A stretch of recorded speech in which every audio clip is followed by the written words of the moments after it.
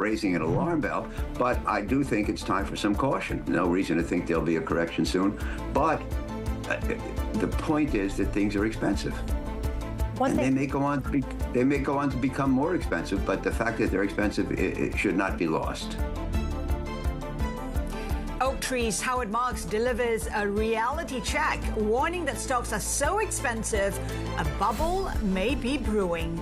Live from Singapore, this is Insight with Haslinda Amin, where we dive deeper into the stories that matter with crucial context and sharp analysis. Markets remain in wait-and-see mode as central bankers gather in Jackson Hole, with investors awaiting remarks from Fed Chair Jerome Powell. Moneta's global strategist Aoifinn Devitt explains why she believes Powell will stay defiant despite mounting political pressure to cut rates. China and India relations are warming up again thanks to President Trump, but could Beijing's close ties with Pakistan limit the scope of its relationship with New Delhi? Asia Pacific Foundation Senior Fellow Michael Kugelman will be joining us with his take on that and whether India will ever fully trust the United States again.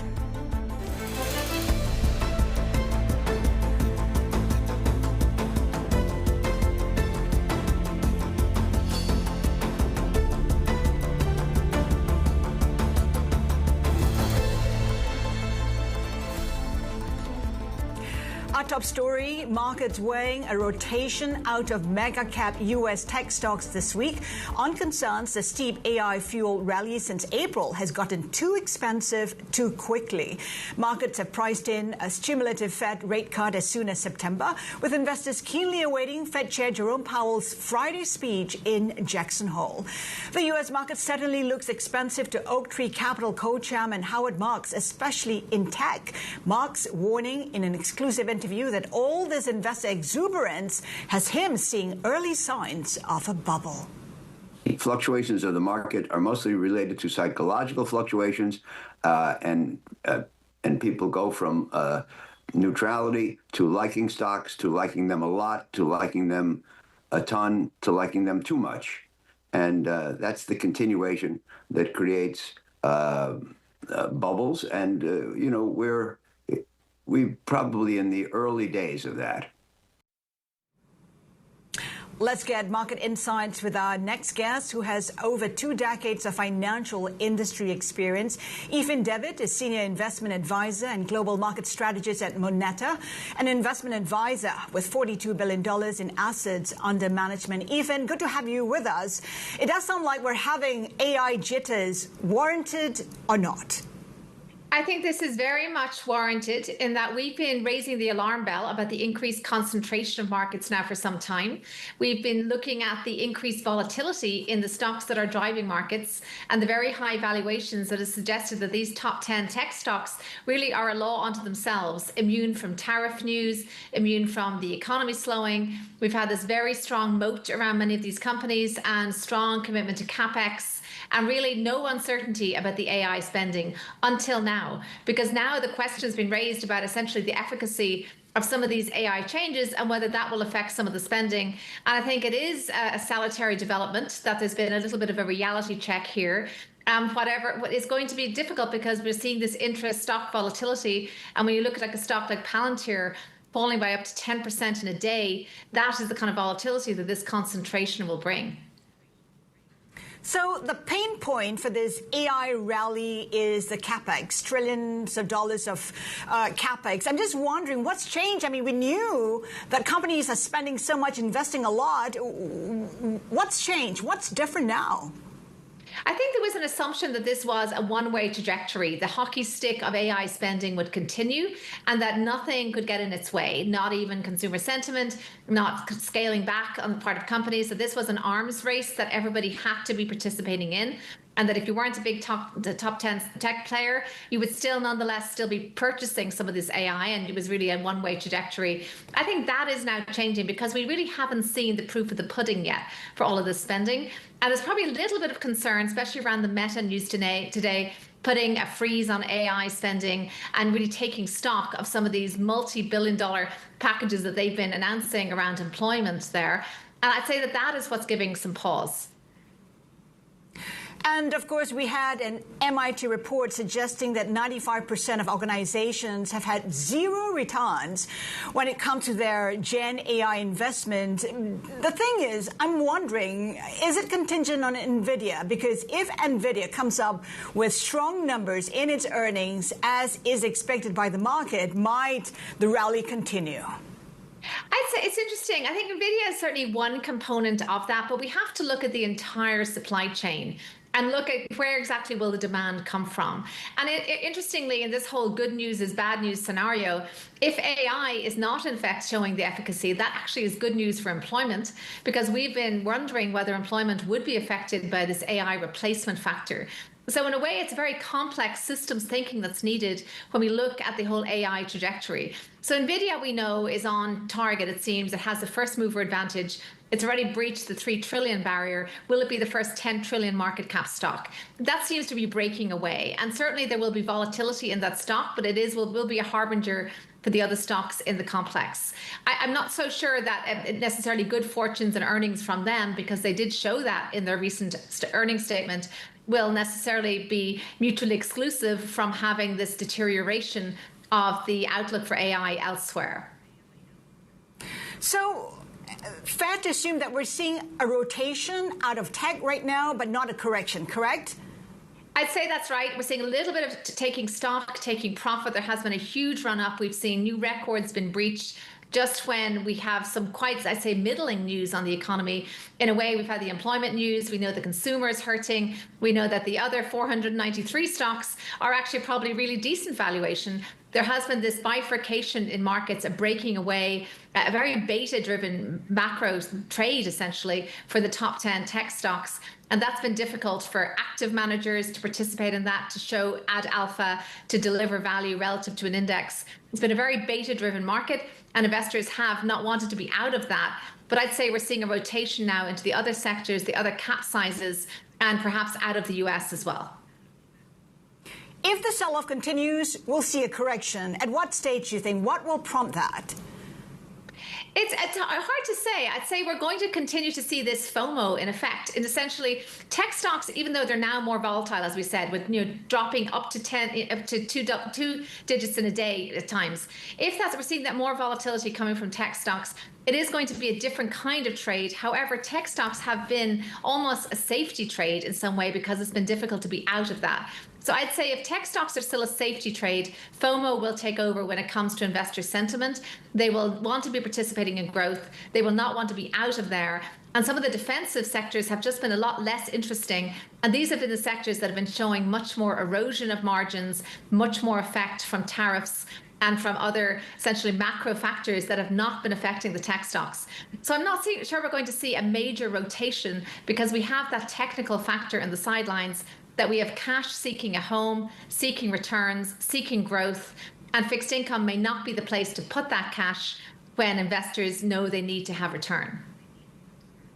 Okay, so when we take a look at AI plays in the U.S., they're looking pretty expensive, and you're not sure about the returns going forward, and so on and so forth. But when you take a look at AI plays in markets like China, they're still looking pretty cheap. Would you be a buyer of that?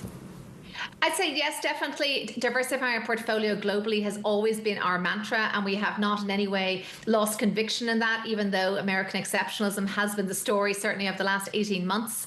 I'd say we are looking at adding, rebalancing into non-US stocks and keeping a close eye on the Chinese AI story, certainly, as well as on the consumption story in emerging markets more generally. That has probably been oversold in the sense that it's been sold off and that has not been fully appreciated, that there is strong growth and resilience there, that we're not really seeing the same level of resilience in developed markets. So I would be a buyer of all AI across the spectrum, because there's certainly perhaps that been overlooked given the focus has been on the top 10 tech stocks. One eye on AI, the other on Jackson Hole. What can Powell say to give greater clarity to the markets? Well, I say actually, in a way, the telegraphing by the Fed has been fairly consistent. We know they are data dependent. I use the word defiant in my notes. They have been defiant in relying on that data and resisting political pressure. And I'd say, why would he stop that now, in the sense that it's very difficult to justify a large jumbo cut in the face of the type of activity and resilience that we're seeing in the economy, as well as just these markets reaching new highs. So this would seem to be maybe the precisely wrong time to make a jumbo cut. So I'd say they are facing, though, this kind of a vortex of issues. Not only has the employment number been revised down, there's uncertainty around that. We do know that inflation is remaining stubbornly high. Just to look around the world, I'd say the numbers say coming out of the UK, a surprisingly high inflation number there, not supportive of the Bank of England making a rate cut. So it is a little bit difficult to justify a rate cut. And then the other narrative we're dealing with today is that fiscal news and the fiscal position of governments around the world is taking on new priority. And they know that the fiscal position is something that's quite precarious in the US today. So they have the monetary lever. So that is perhaps something they need to think very delicately about. So it's going to be a vortex of issues that we see, a real interesting set of issues facing the Fed, unprecedented perhaps in that way. And there'll definitely be a lot to watch, and we'll be parsing every word.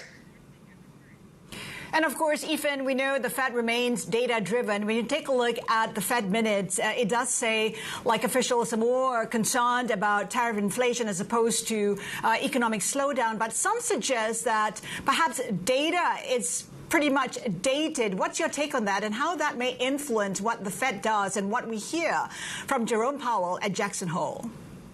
It's very interesting, that data being dated, and then with the revision of the employment numbers, whether we can rely on any data at all. So that's an issue. And I'd say the tariff point, there seems to be consensus emerging that whereas tariffs are not necessarily transitory in their effect on inflation, they are one-off. There is a one-off bump. But I'd say what we do not know is how much that one-off bump has happened yet. And I'd say it has barely happened at all. The transmission effect of tariffs has yet to be felt. So that's coming down the line. So I'd say that data is really uncertain at this point. And even when it does come, will come in a very sporadic way and not in a very systematic way. So the data is going to be murky and complex and difficult to rely on. But overall, they are not going to be purely focused on the data, because they're going to be, I think, listening to some of the mood music around the economy, feeling that the consumer is under some pressure and feeling the need to perhaps release some of the valve there, release some of the monetary valve, and provide some easing. So I do think that one cut is on the table, but not two. One cut is on the table. How deep, 25 or 50? Just 25. I don't think a jumbo cut. I think it would be unusual to have a jumbo cut at this stage, with the economy at this stage and inflation at the level it's at. And we know that the reason inflation was somewhat lower in the latest read was because of the low oil price. There was a lot of demand supply issues affecting that, and services inflation was stubbornly high. So I think to cut into that would be quite unusual in economic history. So having said that, if you're expecting just one cut of 25 basis points, which is contrary to what the market's anticipating, 3 cuts from here, I'm just wondering what that means for the dollar. Will the dollar then be pretty much resilient at the current levels? I'd say we're going to see still some weakness at the dollar, because we're seeing this uncertainty. A lot of the dollar was based on there being no good alternative. American exceptionalism seemed to have a revival in terms of the narrative recently, with the tech stocks charging ahead and markets reaching new highs, and it seemed like every other market was playing catch up. I do think that drove a kind of a last gasp in the dollar in the last few weeks. But a lot of the reason for the dollar being weak is not only related to interest rates, as interest rates have been relatively high. It has been weak because of a sell-off across the world, and because of some of the question mark around the role of the US on the geopolitical stage and around its fiscal position. So many issues affecting the dollar, and I'd say that is going to tend towards weaker, because the support factors, I think, will fall away that we've seen in the last few weeks. Aoifinn, we're seeing a divergence in terms of monetary policy. If you take a look at Asia, for instance, we had, that surprise cut by Bank Indonesia, 25 basis points. We had RBNZ, standing pat, but saying it is open to another cut. I'm just, are there opportunities when it comes to the divergence in monetary policy you're seeing in the world today? I'd say that has been an interesting trade, and certainly macro traders that are not trend followers have done quite well. They've been able to sort of anticipate this reversion to the mean and a reversal of some of the stronger trades. But what the real reason for many of these interest rate cuts is that around the world there has been this fall away of inflation and an emergence of a slowing economy. So in order to avert stagflation, there has been an urgent need to cut rates. And we've seen that from the ECB. We saw that from the Bank of England until inflation simply became too high to bear. And it does seem that would be unusual for them to cut rates again. So it's really to avert stagflation. It's that old-fashioned stimulus effect that we see around the world. And in the US, they simply cannot afford to do that because the economy has been raging and a little bit too hot to do that there. So I can understand the divergence, and I'd say many traders can. So there is probably a trade there. The issue is the other factors affecting currency besides their yield. That gets quite complex and unpredictable. And remember, we still have geopolitical storms burning on the stage, with the global stage. We don't necessarily have resolution for many of them. And despite some of the peace deals we've seen, there's not resolution. These can spark at any time and can be another reason for a loss of confidence, either in the dollar in some cases or in other currencies. So I say, yes, there's a trade there, but it is going to be a little bit fraught with uncertainty, as much macro trading often is. But what are the best bets? I mean, which crosses look interesting, attractive at this point? I'm going to say the euro, I think, has a little bit of way to run.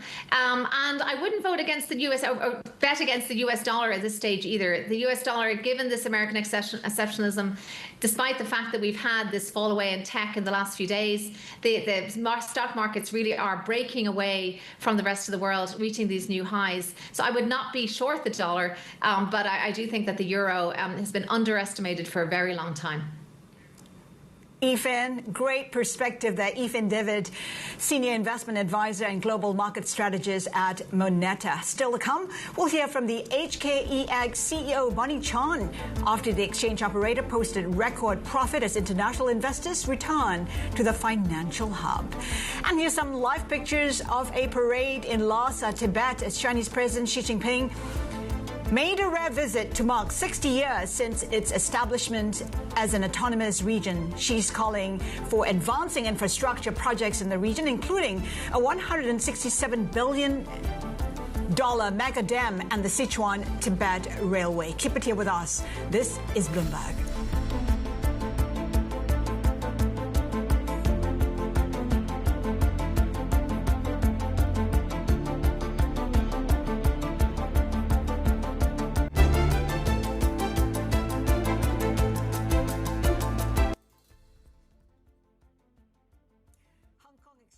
CEO Bonnie Chan says she's confident that the IPO boom in Hong Kong will continue thanks to international investors' renewed appetite for Chinese assets.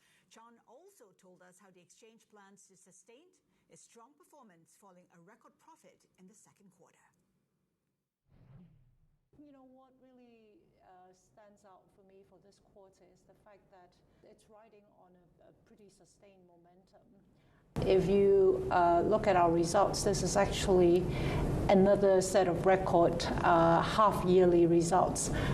We deliver a pretty strong set already for the second half of 2024. Gradually, we're seeing a return of interest from international investors, and they want to, again, look for opportunities to deploy more capital to this part of the world. The key question is it sustainable? What could extend this streak? We saw this momentum started actually in the second half of last year, and so far it's been sustaining quite well. International investors are really, again, focusing on China assets, and I think as they try to come back to treasure hunt, it is a very good thing that we have equally a robust pipeline to match their appetite. We have currently over 200 companies already having filed their applications, and in fact, on a daily basis, I'm speaking to a lot more. So I think, with the backdrop of, really the interest returning in earnest, as well as, all these very exciting investment opportunities coming online, I do hope that the momentum can carry on. How confident are you that Hong Kong can reclaim the number one IPO venue this year? At the moment, we're in a very good position, and we do have the pipeline to help us deliver and stay up there.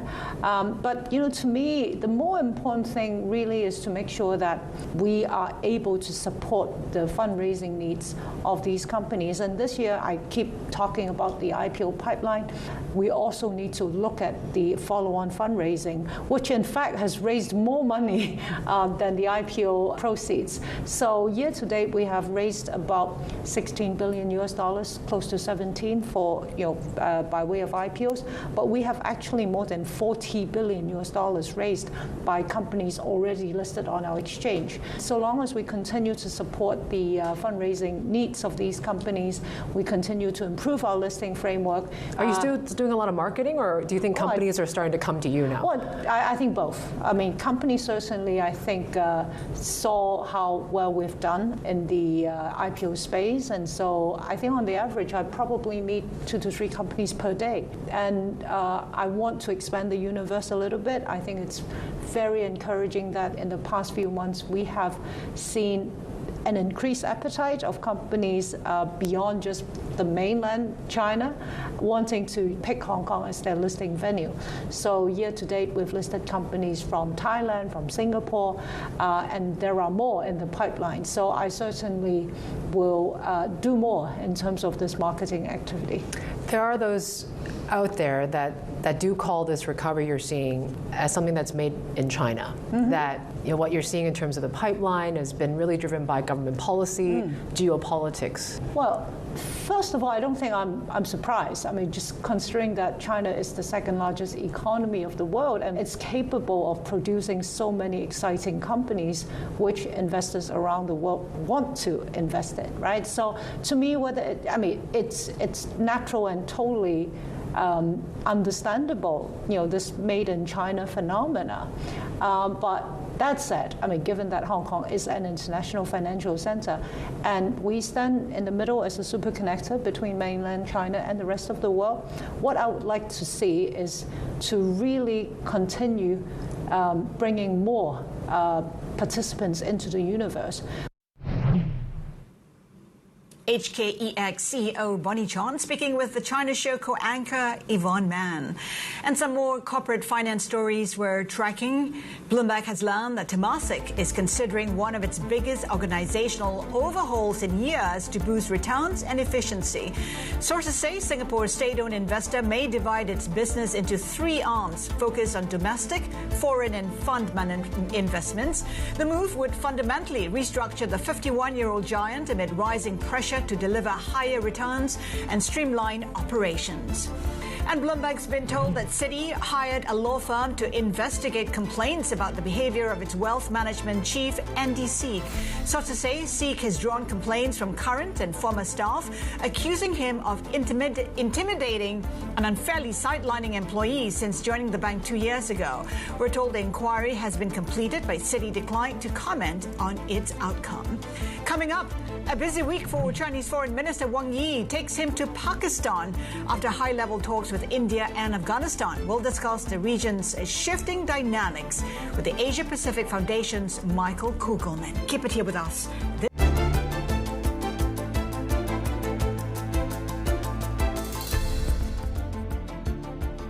Welcome back. You're watching Insight. Chinese Foreign Minister Wang Yi is continuing his diplomatic efforts across South and Central Asia. Wang traveled to Kabul on Wednesday for trilateral talks with Afghanistan and Pakistan. He also urged the Afghan government to formally join Beijing's flagship Belt and Road Initiative. Wang then jetted off to Pakistan for one-on-one talks with his Pakistani counterpart just days after visiting Islamabad's neighbor, India. Meanwhile, India's External Affairs Minister Subramaniam Jaishankar is on a 3-day visit to Russia to co-chair bilateral talks on trade. His trip comes as the U.S. ratcheted up pressure on New Delhi for its continued Russian oil purchases. Our next guest is a leading specialist on South Asia and its relations with the U.S. Let's bring in Michael Kugelman, Senior Fellow at the Asia Pacific Foundation. Michael, good to have you with us. A lot of changing dynamics, shifting alliances, and perhaps this is just pragmatic diplomacy driven pretty much by the U.S. Yeah, absolutely. I mean, we've seen India's relationship with the U.S. take a major plunge over the last few months, and it's experiencing its worst crisis over the last 20 years of strategic partnership. And that, I think, has given it particular motivation to try to reach out more to China, a country that is a strategic competitor of India's, one that has entailed a pretty sizable commercial partnership over the years, but still was a fraught relationship. But, with these impending 50% tariffs coming in to hit India, I think that New Delhi is just going to have a pretty strong motivation to want to explore even more economic cooperation with China. And it also has clearly prompted India to want to double down on its very special relationship with Russia. Well, it looks like China is also doubling down on its relationship with Pakistan. I mean, the timing is crucial, isn't it, on the back of the rapprochement in relations between the U.S. and Pakistan? Yeah, absolutely. And, it's so complex if you look at these regional geopolitics. We're talking about how India wants to try to ease tensions with China, and it's done a lot with that. But China, meanwhile, has this rock solid alliance with Pakistan, India's adversary. And I'd argue that India-Pakistan relations are worse now than they've been at any time in recent decades following a really nasty conflict back in May. So I think that India will have to be very careful. I think there will be limits to just how much of a détente it could actually enjoy with China because, as we see, Pakistan continues to be keen to focus on that very special relationship with China. And the fact that Wang Yi is in Pakistan now is just a reminder of just how deep that relationship is between China and Pakistan. But of course, the U.S. wants to forge a closer relationship with Pakistan. How do you think China is looking at that? Well, China's position is much like Pakistan's position. This idea that Pakistan should balance ties with both the U.S. and China. I mean, that's the official position of Pakistan and of China. So, I think that China will not necessarily be upset or concerned if there are indications that the U.S. is moving closer to Pakistan, though we should not overstate just how much is happening with U.S.-Pakistan relations. Yeah, a lot of high-level engagements and all of that, but it's unclear to me that on substantive levels, the U.S.-Pakistan relationship has really expanded that much. I mean, there's been a lot of talk about how the U.S. wants to explore critical minerals opportunities in Pakistan and look into cooperation on crypto. There's a new energy deal between the U.S. and Pakistan. President Trump said there's massive oil reserves in Pakistan. It's unclear how massive those oil reserves actually are. So I think this is another reason why Beijing wouldn't necessarily be that concerned about these changes in U.S.-Pakistan relations, because the messaging is positive, the intentions are very positive, but there's not really that much happening on substantive levels just yet between the U.S. and Pakistan. And also, isn't it true that Pakistan's military future is Chinese? We saw how the J-10 jet of the Chinese helped Pakistan bring down the Indian jet. Yeah, absolutely. I mean, this is the first time ever, after all these decades, that Pakistan has actually inducted Chinese weaponry into its combat operations against India. And there's no reason to think why that won't continue when we have the next conflict between Pakistan and India, especially because, it seems that Chinese weaponry was very helpful for Pakistan. As you say, it helped shoot down some Indian jets. And, it's not just the Chinese-made jets that Pakistan looks at. It looks at radar technologies, missile defense systems. These are all Chinese-made. Pakistan is depending on this to help it in its conflicts with India, which again speaks to the issue of the India-China relationship and the limits there, because the fact that China is providing all this military support to Pakistan that's used against India, that clearly is going to mean significant trust deficits in the India-China relationship, even if you have progress improving ties in other areas, particularly on the economic front. If you believe some of the data out there, then Pakistan relies, 80% of its weaponry comes from China. Might that change if Pakistan were to get closer to the U.S.? There's talk about how it wants new technologies from the U.S., including its helicopters. I don't think so. I don't really think that the Trump administration is interested in sending guns and money to Pakistan. I mean, we might recall that during Trump's first term, the U.S. halted most security assistance to Pakistan.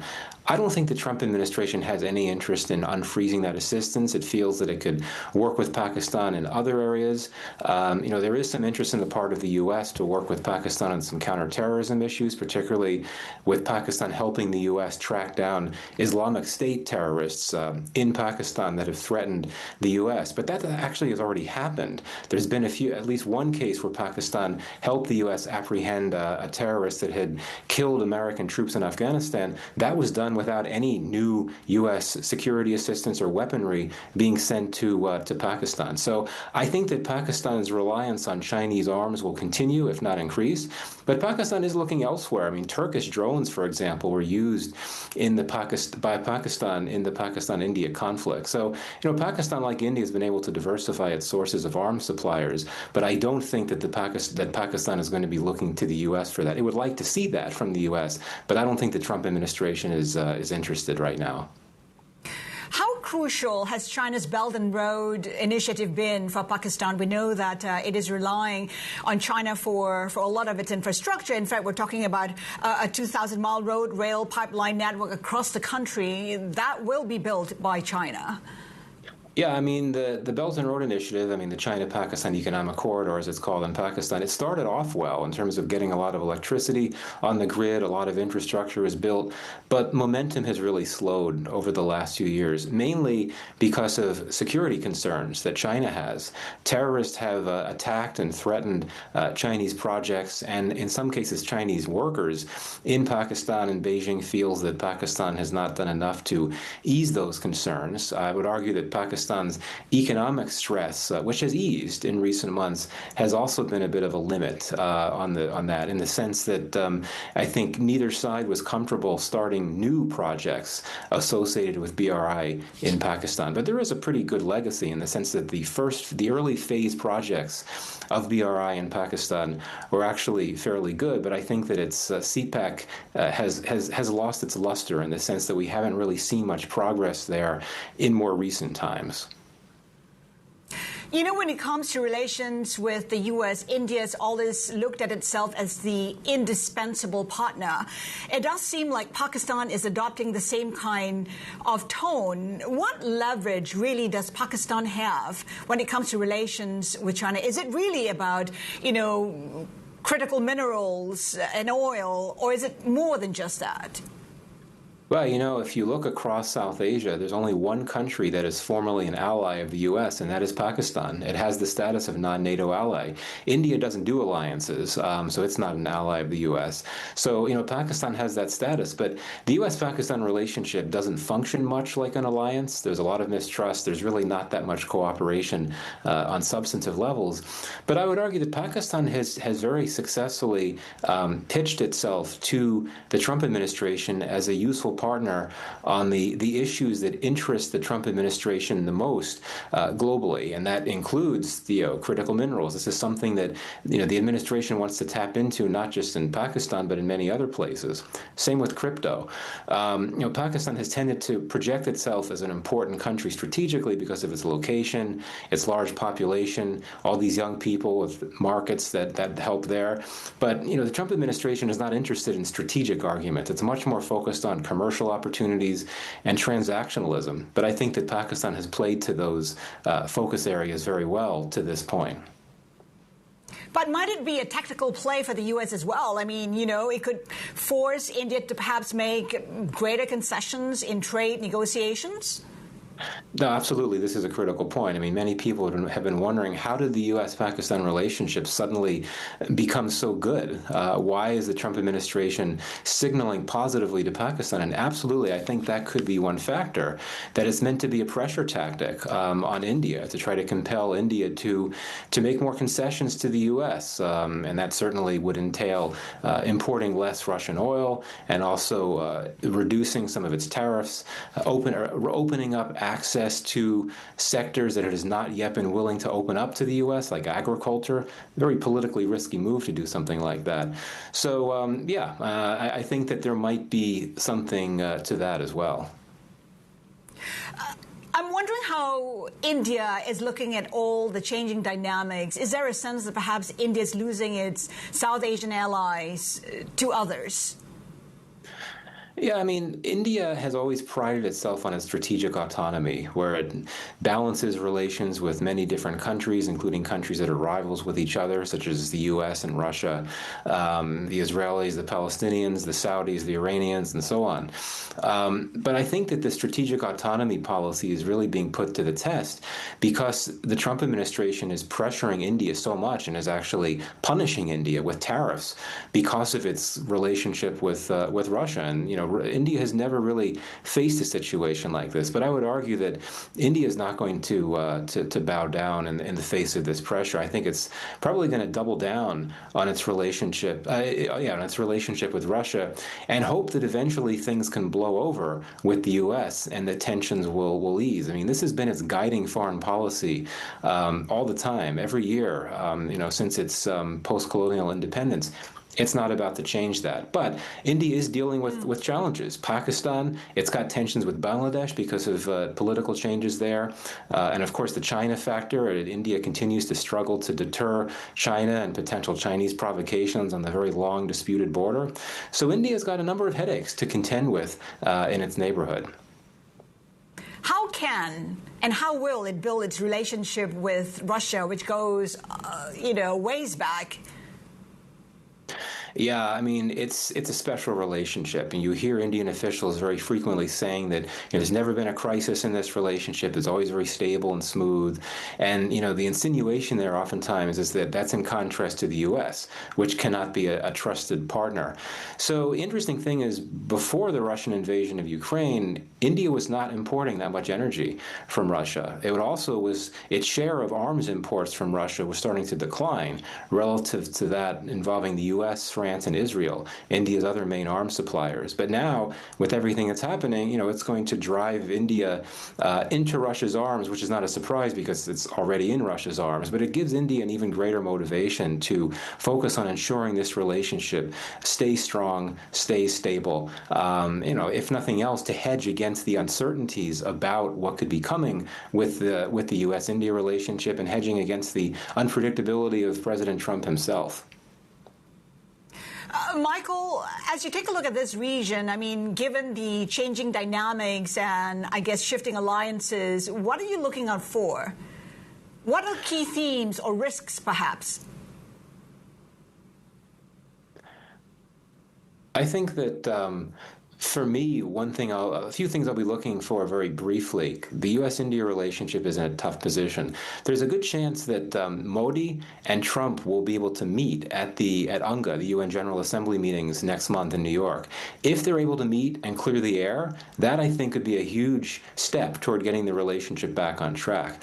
Also, if the two sides ever get back together to start negotiating a trade deal, the U.S. canceled the trade talks scheduled for next week, which is pretty significant. But if they do get back together and they're able to conclude a deal that brings India some tariff relief, that would be pretty significant. But I think that'll be difficult for India politically because it's already made a lot of concessions to Washington, and I think that it would be very politically risky to make even more concessions. So it could be tough to get a deal. Final point, the Quad Leaders Summit is scheduled to take place in India later this year. If President Trump travels to India for that, again, that could help the relationship. But that's no guarantee at this point because, the Quad is all about the four countries and their close relationships. And if you have any part of that quadrangle, so to speak, where you have a weak side, where there are two countries that are not getting along, that could imperil the Quad. And that would really be another big blow to the U.S.-India relationship.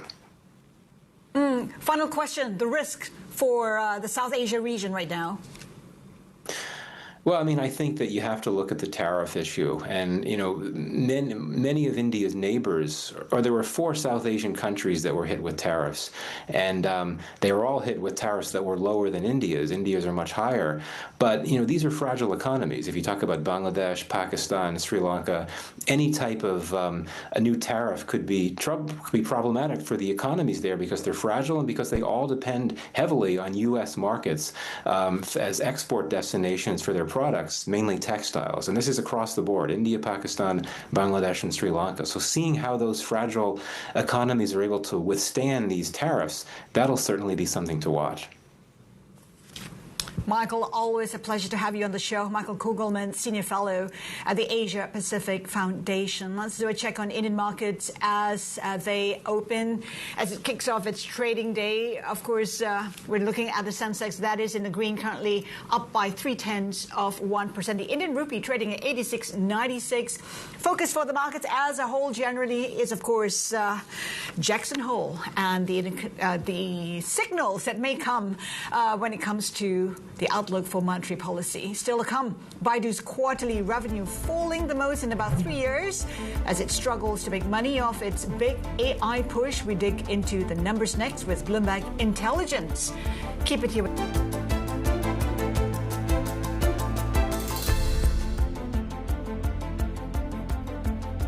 Welcome back. You're watching Insight. Baidu shares in Hong Kong are under pressure after the company posted its biggest quarterly revenue decline in about 3 years. Bloomberg Intelligence says the outlook remains highly challenged, with its AI ventures expected to remain unprofitable for the next 3 years. Let's bring in the senior analyst, Robert Lee. Rob, what did you make of those results? Okay, well, thanks again for having me on, Haslinda. As I know, you're a very avid reader of Bloomberg Intelligence research. So, as you'll know, we have been very cautious on the company for the best part of 3 years. It's been a bit of an anti-consensus call from us. And I think consensus has come more round to our view. Share price has been a significant underperformer, in the context of a China tech sector, which has performed extremely strongly year to date. And there are a number of fundamental reasons and challenges the company faces. So going into the numbers last night, weakness was expected. Again, if the consensus estimates have been progressively and significantly revised downwards through the course of this year and even last year as well. So weakness was expected. The numbers technically were slightly less worse than expected due to cost cutting, but I think that's academic because in terms of their operating profit, they reported a 40% year-over-year decline. But I think one reason why the stock is down today is the ongoing risk and uncertainty that surrounds their outlook, not just within their core search business, but major question marks as to when they will monetize ongoing heavy levels of investment they're putting into robo-taxis and also their mainstream AI business. It's very hard to see when that return will come through. So a challenging environment, a lot of question marks. What do they need to do to get back on track? Do you think it is even possible? Well, that's a very good question. To be fair to them, I think previously when we've had these discussions, I've said, really, I think we need the status quo cannot continue. I think one thing is they're a medium-sized company. They are overstretched. They're trying to do too many things. They lack the resources, whether it's the balance sheet, the engineering resource, etc., to compete head-on with some very large tech platforms, the likes of Tencent, Alibaba, ByteDance, etc. So I think they're spreading themselves too thinly. The new CFO was introduced last night on the call. It remains to be seen whether he's going to come up with any new ideas, new strategy. But I think really fundamentally that is what is required because their core search business is under heavy attrition. And that is likely to continue at a time, as I said, they're investing very heavily in robo-taxis and AI with no real visibility on when those investments are going to generate any meaningful level of return. And that's one reason why the operating margins in this business have gone from over 20% a year ago to low teens, with what they reported last night. So there are an immense number of challenges, and I think, there's a more pressing need for them to address those. Rob, we're also seeing a market rotation out of mega-cap U.S. tech stocks. What do you make of these growing concerns about the broader AI rally? Well, again, if you look at the US market, there's the sort of fundamental arguments on AI.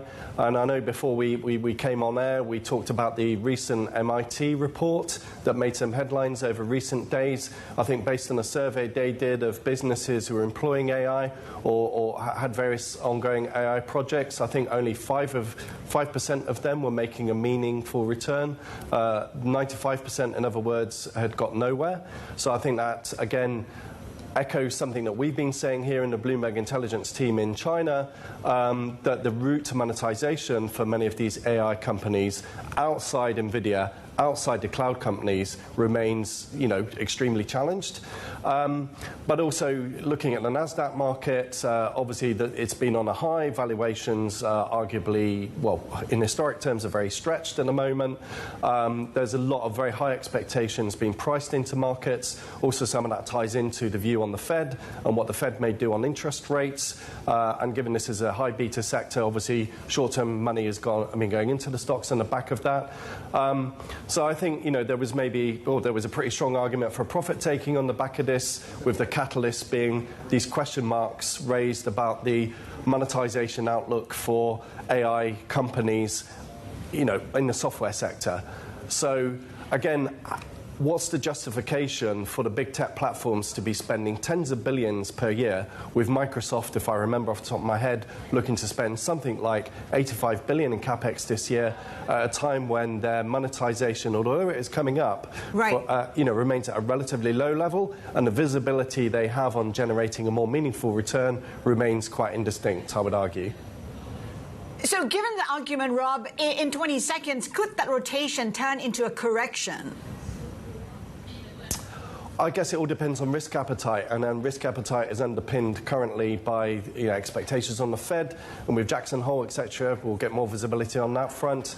But ultimately, I think these huge numbers of capex that are being spent across the board need to ultimately translate into meaningful revenue and profit. If that doesn't happen on the next 18 months, 2 years or so, then I would argue maybe there are significant parallels with what we saw back in the dot-com boom 20, 25 years ago. So we need to see the monetization. Right. That's the elephant in the room. That's what the market is increasingly focused on.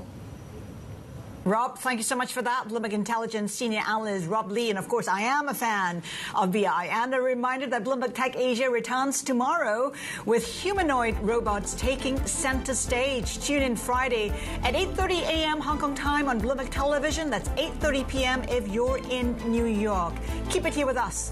This is Bloomberg.